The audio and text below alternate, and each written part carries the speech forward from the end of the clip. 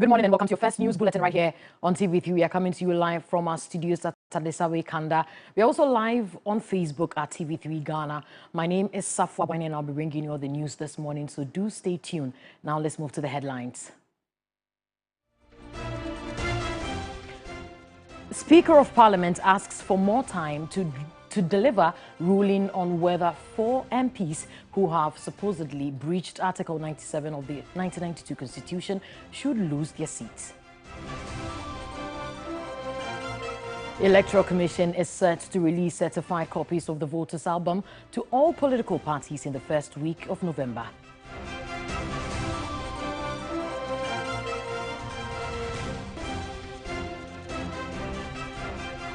We take you to Budum Bram in the central region, where families of victims of Monday's blast recount their nightmare.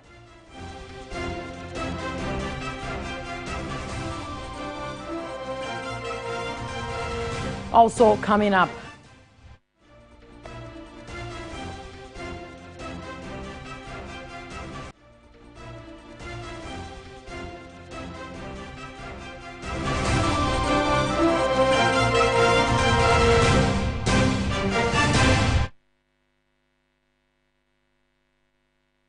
we have these and many more coming to you shortly.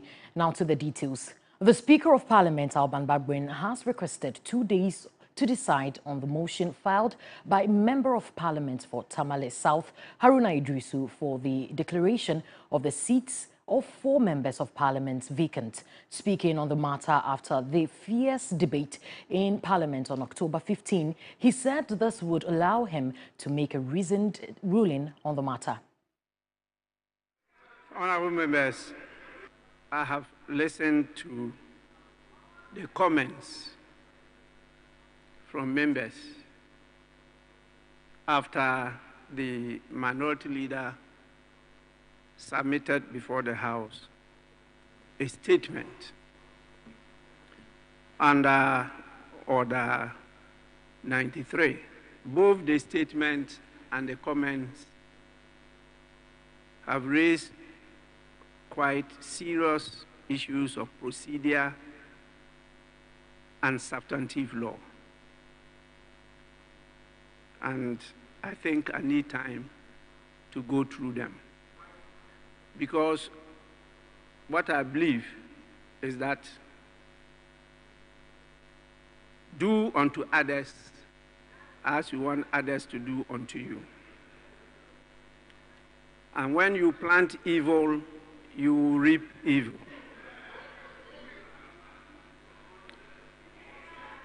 And so I want to take a few days to submit a reasoned ruling in this matter. I see that this is not only an urgent matter, but a very serious national issue. And there's good reason why the constitutions after the 1960 Constitution. So please, having gone through all these constitutions and having gone through all these parliaments in the Fourth Republic, and having experienced all what you have stated, I think I'll have to do justice to the subject.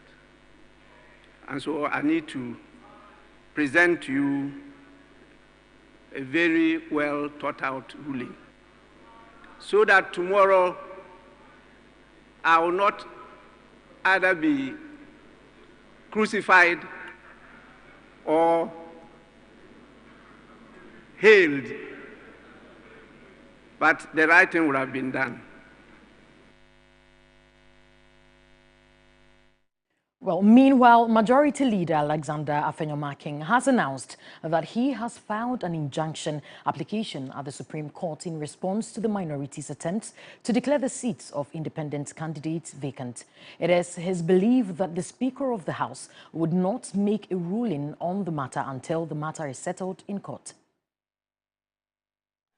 I got a memo which was addressed to Mr. Speaker by the respected member for Tamale South.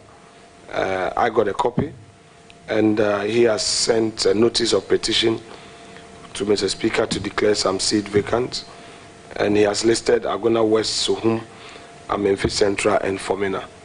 So he relies on Order 99 and also anchors his application on Order 18, and he intends to move the House to consider this matter. But before then, I think I have also looked at the matter, the constitutional provision, and I hold the view that the members of my caucus who have filed to go independent for the next election have not written to me as the head of the caucus to say that they are no more part of the caucus. So as far as I'm concerned, the caucus remains intact. And I believe that some of these controversies are better settled by the courts. So in my capacity as the majority leader, I have filed a writ at the Supreme Court. Parliament has been duly served. There is an injunction application also attached to the writ, also duly served. Therefore, I believe that if we are going to respect the law, this matter will be placed on ice until the Supreme Court determines the matter. But it's good for democracy. Let's still stay in Parliament because the Speaker of Parliament, Alban Bagbin, has urged MPs to strike a balance between their legislative duties and the pressures of their election campaigns. Noble Crosby and my colleague reports that in Speaker's formal address, he emphasized the importance of staying dedicated to the House, especially as they tackle urgent issues in the weeks ahead. The fifth meeting of the fourth session of Parliament commenced at the Dome of the Accra International Conference Centre with Speaker Alban Bagbin emphasizing the critical nature of decisions to be made in this sitting. He urged MPs to remain steadfast in their duties, stressing the need for high levels of seriousness. The legislative agenda ahead is weighty, and we must approach it with the seriousness it demands. The Speaker went on to highlight key bills that will be considered during this sitting, and he charged MPs to ensure that sensitive legislation is given priority. The Environmental Protection Bill, Parliamentary Service Bill, and the Parliamentary Transition Bill. We must ensure that bills of time-sensitive nature are scheduled for debate and decisions as soon as possible. With election season on the horizon, the Speaker urged them to balance the demands of their campaigns with legislative responsibilities. It is understandable that the demands of campaigning will pull at your time and energy. However, it is critical that we balance these demands with our legislative responsibilities. He advised them to act with decorum to preserve the gains of democracy. Our actions, our words, and our conduct will be seen and heard by our constituents. We must therefore be mindful. Well, in their opening remarks, leaders of both the majority and the minority caucuses talked tough on Galamsey, with the two forcing blaming the dire situation and a lack of leadership and possible complicity of government, a position opposed to by the majority leader Alexander Penyomakin. At the heart of this crisis is leadership failure, official complicit, and lack of political will by the Akufo-Addo government and the MPP.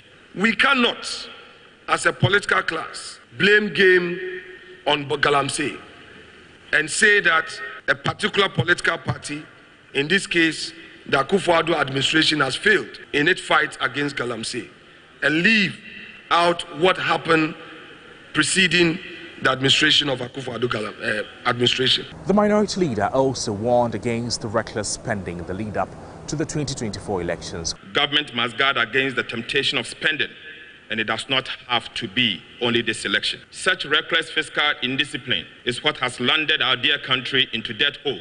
For his part, Majority Leader Alexander Pinyo-Making urged sector ministers to be present in Parliament to respond to questions from MPs, highlighting the limited time available to address critical issues.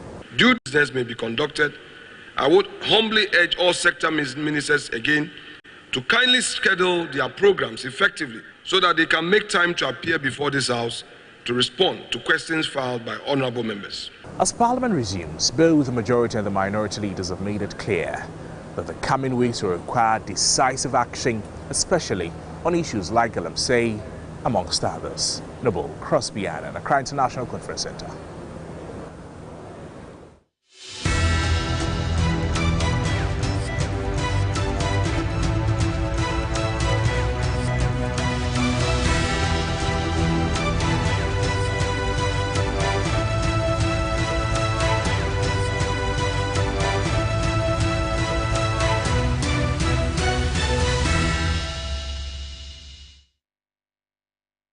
This is your Election Command Center, where we bring you all the credible news update in the world of politics. Now to the EC. The Electoral Commission is set to release the certified copies of the voters' album to all political parties in the first week of November. The Commission has triggered a 4-day re-exhibition of the provisional voters' register online to make it fit for the December 7 polls. Some political parties are divided with the mode of the re-exhibition process. 12 political party representatives and a representative of Movement for Change were present at the second live Inter-Party Advisory Committee meeting that discussed the online re-exhibition of the Provisional Voters Register. The Electoral Commission is re-exhibiting the Provisional Voters Register over a 4-day period to afford prospective voters a second chance to check their details, this time online. The Commission has also made available the use of USSD code *711*51# to enable voters check their names in the provisional album without the use of the internet. Chairperson of the Electoral Commission, Jean Adukwe Mensah, offered some explanations. I think that we've gone out of our way to do this re-exhibition. So we should not act and speak as if the exhibition is being done online. We know very, very well that the exhibition was done in all 40,000 plus polling stations. And the register, physical copies of the register were sent there. So this is not an exhibition. But some political parties present at the Inter-Party Advisory Committee meeting held different views about the exercise. The People's National Convention, PNC, and the Convention's People's Party, CPP, want the EC to include an in-person avenue where internet access could not be a barrier. But the last time we came to IPAC, we made it very clear that yes, we know that when there are issues of provisional register, there are always errors, which the CI has stipulated how these errors should be corrected. So a re-exhibition for us was in order. But on that same day, we raised a red flag when the commissioner spoke about doing only online re-exhibition. Because some of us felt that, look, what happens to our rural folks? Because already we have low patronage when it comes to exhibition exercises. So for you to say that you are sticking to only online, it means that you further want to reduce the patronage. For the National Democratic Party, NDP, the avenue created by the Electoral Commission must be adhered to by stakeholders. Most often, when even opportunities are, made available, we don't take advantage of them. But you see, whether you like it or not, these obstacles will still remain, But for me, the most important thing is that we must all apply ourselves to the rules. That's all. The National Democratic Congress, NDC, was concerned with the Electoral Commission's online platform. He also insisted that the EC allows political parties to endorse the pink sheets that will be used for this year's elections.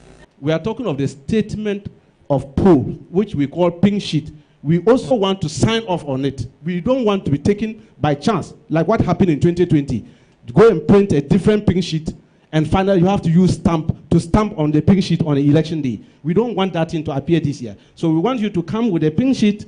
We know that we all sit around a table like this, look at the pink sheet and say, this is the pink sheet we are going to use for these 2024 elections. And we all sign onto it before it gets to the printing house. The Electoral Commission responded. We do not have any hesitation at all in having you sign the ballots and the pink sheets, because you've just, as you mentioned, You were there last week to sign the notice of poll, so there's really no difference, and there's no cause for alarm here. The commission also granted the NDC's request for political parties to endorse the pink sheets that will be used for this year's elections, but denying them a request to access the commission's API to enable them do mass checking of prospective voters' details. The NPP described the NDC's allegations against the Electoral Commission as lacking substance. So we are on the side of the law. So people should stop saying and peddling around that MPP is in cahoot, is in partnership with the Electoral Commission. No, we are in partnership with the law. And I think this should be made clear. The commission has meanwhile made available soft copies of the provisional register on a hard drive for all the political parties.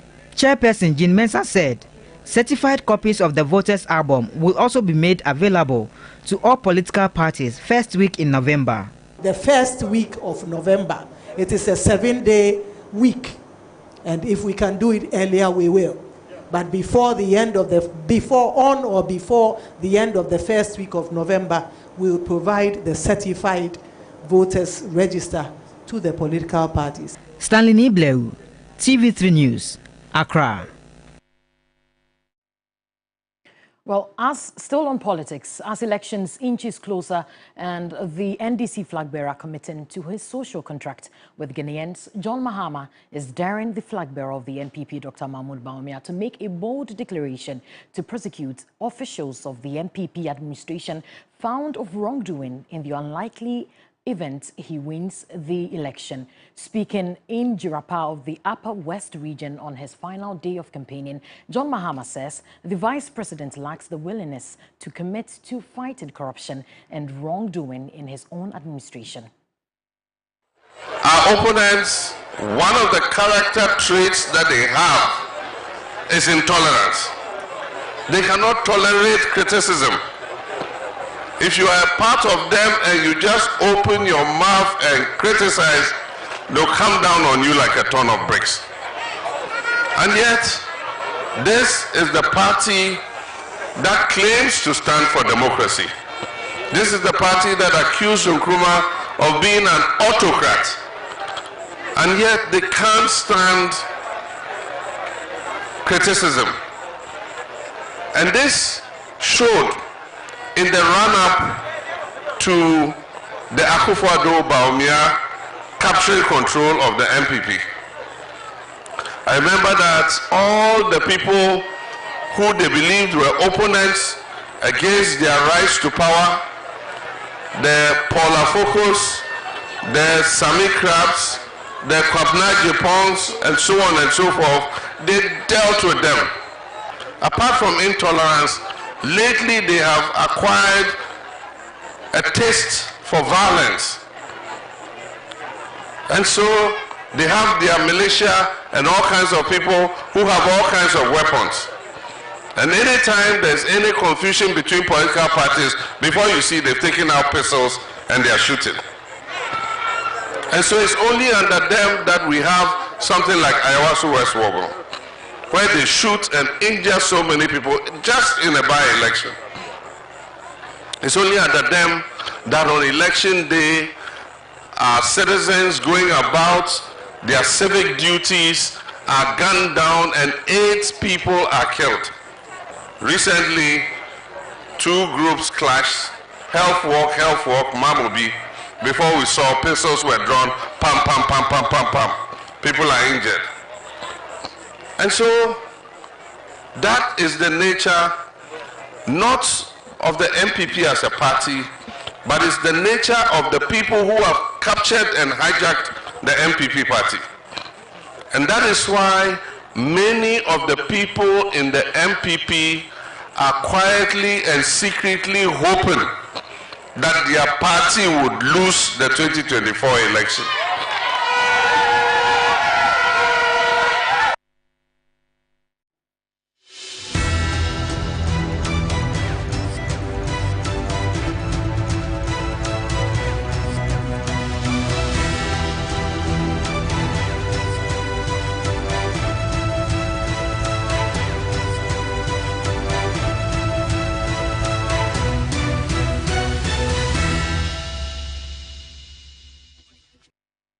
Well, away from politics, the Ghana Police Service has arrested Bishop Salifu Amwakon and Muha Amwakon, parents of the suspect driver involved in the fatal accident that claimed 2 lives at East Legon on Saturday, October 12. They are currently in custody assisting with investigations.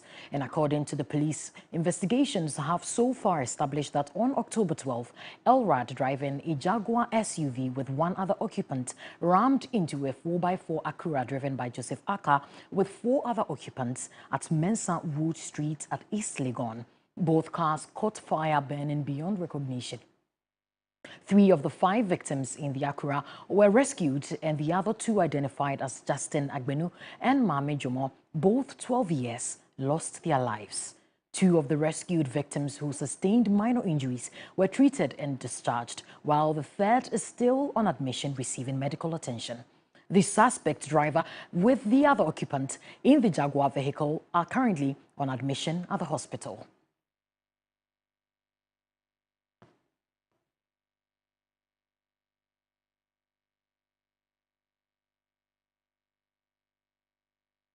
Well, the peaceful town of Budum Bram was shattered in seconds as a routine rock blast turned into a nightmare. Rocks fell from the sky like hailstones, leaving a trail of destruction and heartbreak. 3 lives were lost instantly and many more got injured. Gordon Asedeba, my colleague, has more in this report. Pieces of rock rained down like death from the skies, killing 3 instantly in Budum Bram after a rock blast. This rock here, I will be calling in this story the cursed rock.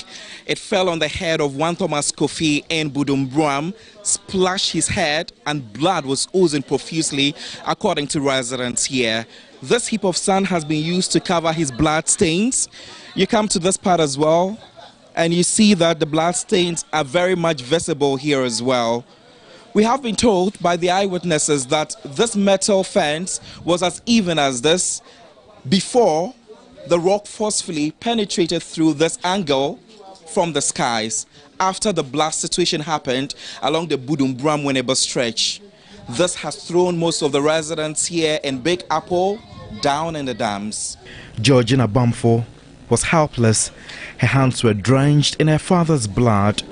She had just watched him slip away in her arms, calling desperately to neighbors for help. The daughter of Thomas Kofi, she could not do anything but scream in agony as her father took his last breath.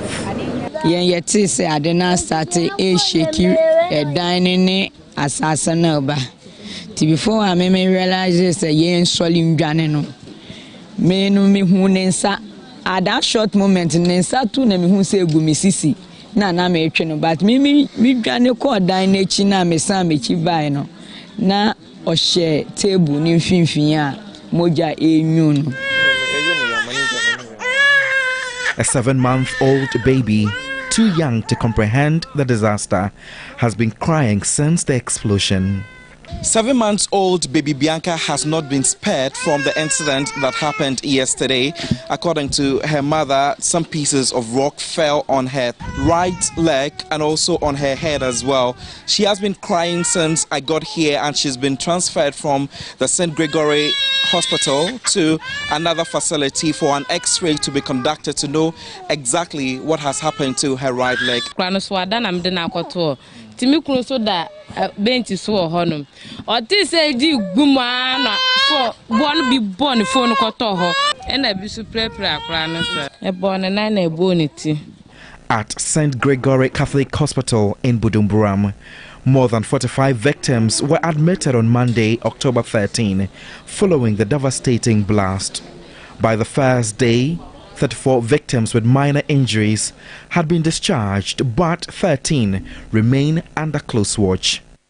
24-year-old Rosemond Abedu, who runs a hair salon at the Budum Bram market, was caught off guard when pieces of rock burst through her ceiling, sending debris crashing into her shop. She recalls the moment with disbelief, wondering how a seemingly distant blast could wreak such havoc. I was there and I saw the stones coming, so I went and hid myself at the corner there. So after the stones finished coming, I was coming out to see what's happened. and then the one stone hit at my back and I fell. I was shouting, I was screaming, and then another stone hit at my back too.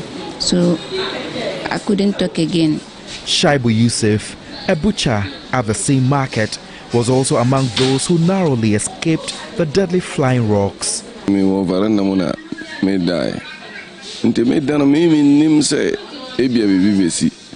Nti me hu se asase no ti se boso se na me bobrem soare me nya soare epe ana bo no hia me ana me sane to honom.